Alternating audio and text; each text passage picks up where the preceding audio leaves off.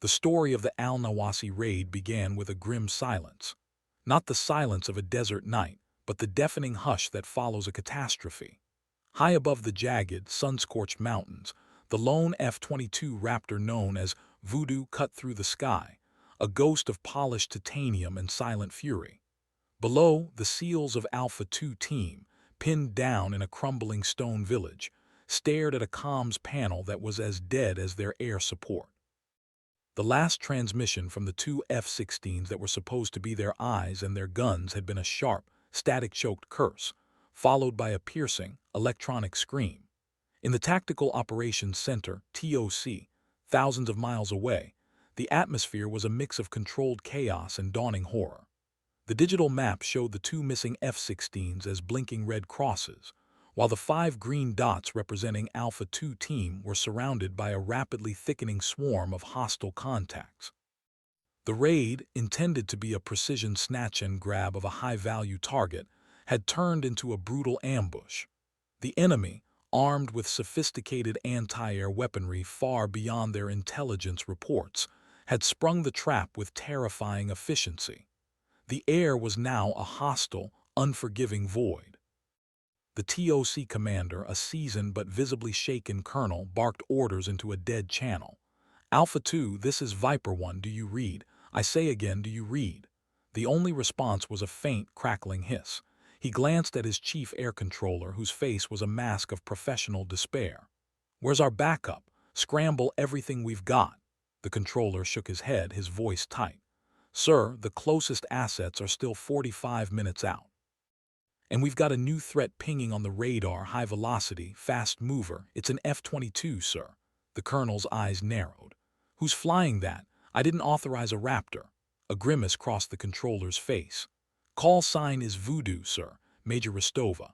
The name hung in the air like a bad omen.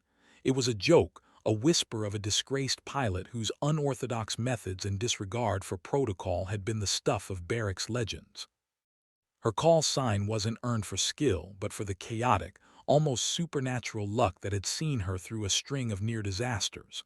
The pilots she flew with mocked her behind her back, calling her a liability, an unpredictable variable. Her quiet, stoic demeanor only fueled the fire. She was a ghost in the cockpit, a phantom in the squadron. Now she was all that stood between Alpha 2 and annihilation. The colonel leaned forward, his voice a low growl. "Well, Viper 1 to Voodoo, what in the hell do you think you're doing?" The response was immediate and startling. "Voodoo to Viper 1, I have a visual on Alpha 2. They are severely compromised, requesting immediate tactical support." The colonel's frustration boiled over. "Voodoo, you are not authorized to engage. Your mission is surveillance only and you are dangerously close to an enemy hot zone. Pull back and provide overwatch until the strike package arrives." But Major Rostova's voice, though calm, held an unyielding steel. "Negative, Viper 1, I'm going in. The strike package will be too late, they're about to be overrun." The colonel slammed his fist on the table. "I am not going to lose a $500 million asset on a rogue op, Major. That is a direct order. Break off now, Voodoo." A long moment of silence followed, punctuated only by the crackle of a dying transmission, and then the voice came back lower, more resolute. "Viper 1, this is Voodoo.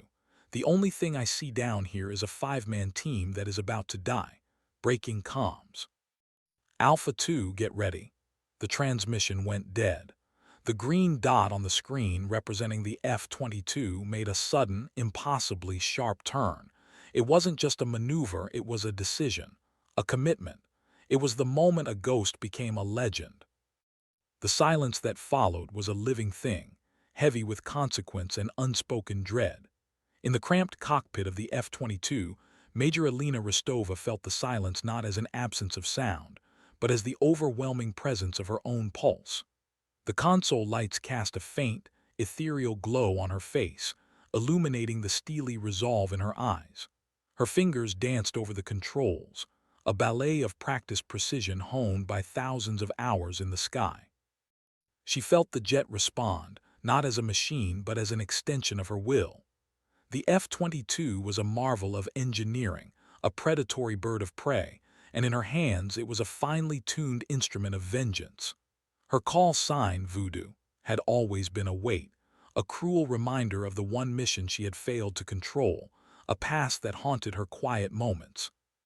The incident was a blur of G-forces and a catastrophic systems failure that had left her wingman, Lieutenant Elias Thorne, spinning into the earth. She had survived, but the ghost of his last call, "Voodoo, I'm going down," had followed her ever since. The squadron whispered that she was cursed, that the call sign fit the unexplainable, unpredictable chaos that seemed to follow her. Now, as she pushed the throttle forward and began her steep descent, she knew that this flight, this moment, would either prove them right or bury the ghost forever. The dive was a gut-wrenching plunge, an act of sheer audacity. She pushed the Raptor far beyond its recommended operational limits, its nose pointed straight down toward the desolate valley floor. The G-forces pressed her deep into her seat, crushing the air from her lungs. Her vision began to tunnel, and a gray haze crept into the edges of her sight. But her focus remained absolute. This wasn't just a maneuver, it was a desperate gamble against time and physics. The F-22's stealth capabilities were its primary weapon, but at this velocity, in this unforgiving terrain, she was trading invisibility for speed. She had to get on top of the SEALs before the enemy closed in. The radio silence she had imposed wasn't just a defiant act against command, it was a tactical necessity. In the narrow, radio-jammed canyon, her communications would be useless anyway. She had to trust her own eyes, her own judgment, and her own ghost. The image of Elia's insignia, a simple, faded star painted on the inside of her canopy, was her silent compass. It was a reminder of the cost of failure, the price of hesitation. It was the reason she flew. On the ground, Alpha 2 team had given up hope. The patrol leader, a stoic and battle-hardened chief petty officer named Reyes, felt the cold hand of finality on his shoulder. They were out of options, out of time. His men, a mixture of veterans and fresh-faced operators, were bleeding and exhausted, their ammunition dwindling. The enemy was closing in from three sides, their fire a relentless, furious storm of lead and explosions. The roar of a distant jet engine was the last thing Reyes expected to hear, a sound so out of place in the valley that it felt like a hallucination. He looked up, squinting against the dust and the setting sun, and saw a faint silver streak hurtling down from the impossibly high blue-black expanse of the sky. It wasn't an F-16. It was too big, too sleek, too quiet. The sound didn't come from the engine. It came from the air itself, tearing apart around the plunging jet. The hostile forces, too, had heard the sound. Their attention, previously focused on the pinned-down SEALs, now shifted to the sky. A chorus of angry anti-air fire erupted, a frantic, desperate effort to swat the silver predator from the heavens. But the jet was moving too fast, too low, a blur of impossible speed. It was a ghost, a myth made real. Reyes felt a surge of disbelief, a flicker of hope. He didn't know who was flying that jet, but he knew one thing. Their silent comms had just been broken by something far more powerful than words. They were no longer alone. The F-22, now just a few thousand feet above the valley floor, screamed through the air, its dive a controlled freefall. The G-forces had relented, but the jet's internal alarms were screaming. Major Rostova ignored them, her entire being focused on the hostile forces below. The cockpit's heads-up display painted the ground with a mosaic of tactical data, highlighting enemy positions, vehicle signatures, and the coordinates of the trapped Alpha 2 team. She saw the anti-air fire blossom into the sky, a deadly bouquet of tracer rounds and missiles. She pushed the stick hard, twisting and weaving through the incoming fire like a dancer, each movement a calculated risk. The F-22 was a fortress, but no fortress was impenetrable. The enemy had better equipment than expected, a brutal reality that had already cost the lives of 2 pilots. She wouldn't let them claim a third. She armed her weapons, her fingers hovering over the launch buttons, a silent prayer escaping her lips. This was the moment of truth. She had broken command, gambled her career and possibly her life on this single, audacious maneuver. Now she had to make it count. She had to honor the ghost. The SEALs on the ground watched in a mixture of terror and awe as the F-22 descended. an unstoppable force of nature. The hostile fire, which had been so focused in deadly moments before, was now scattered and frantic, a testament to the sudden, overwhelming psychological impact of the Raptor's arrival.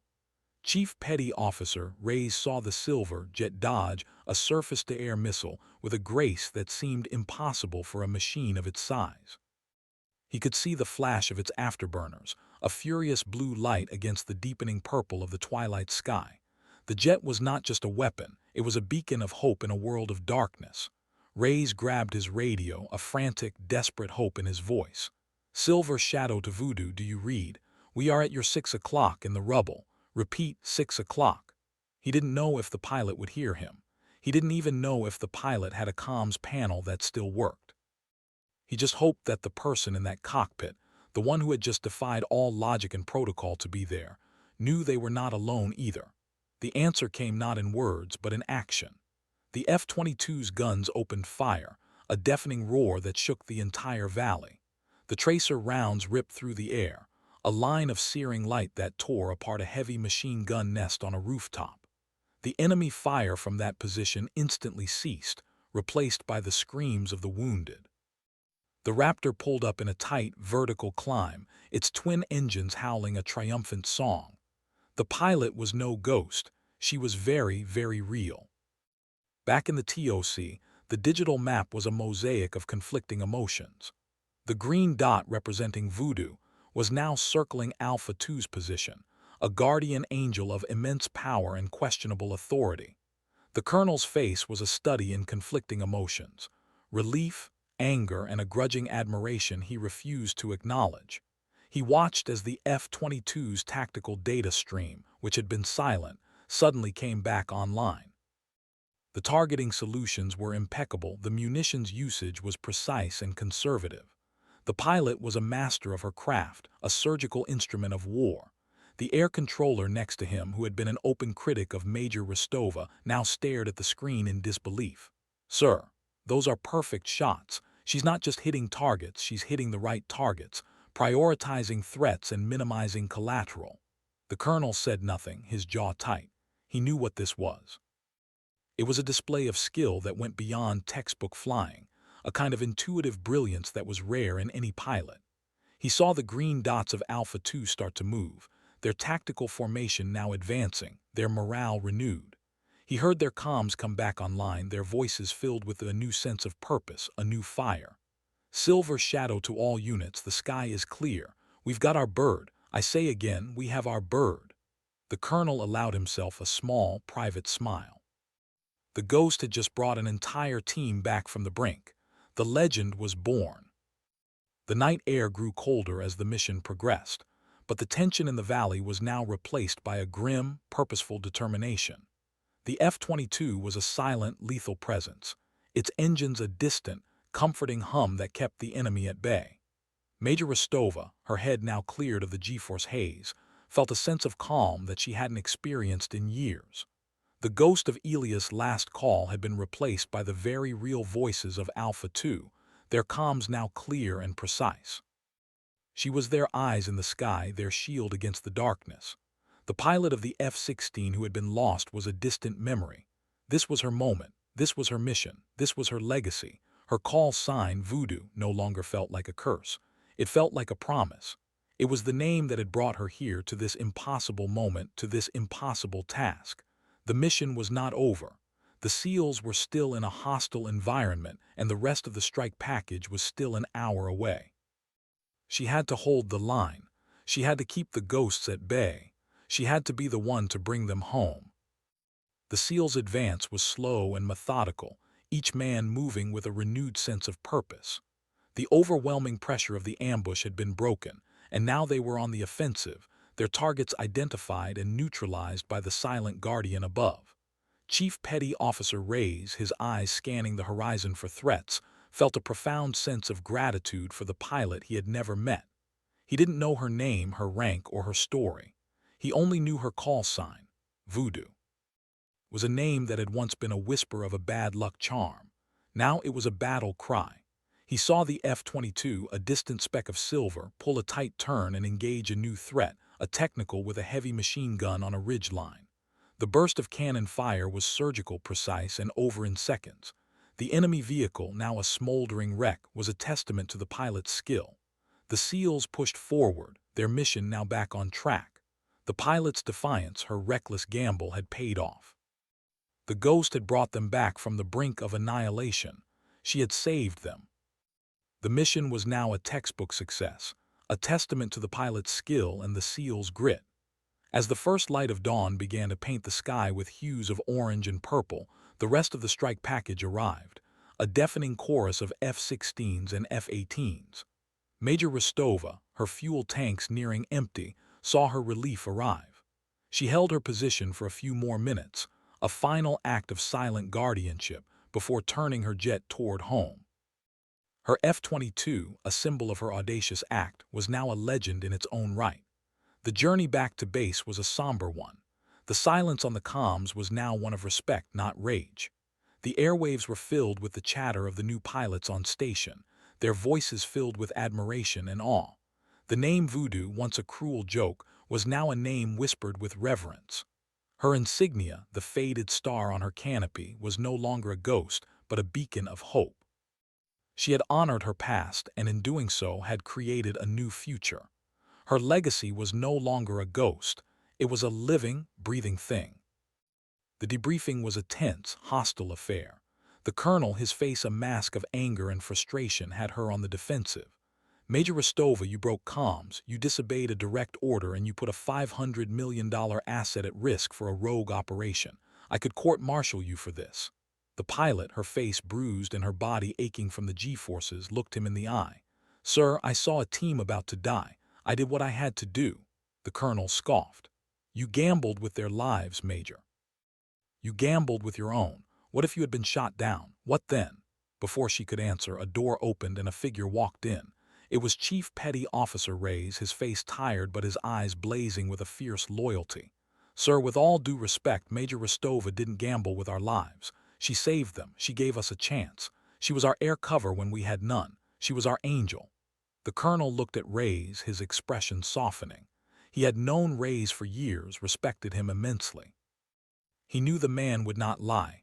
Reyes, you're out of your element here. This is a matter of protocol, of orders. Reyes stood his ground.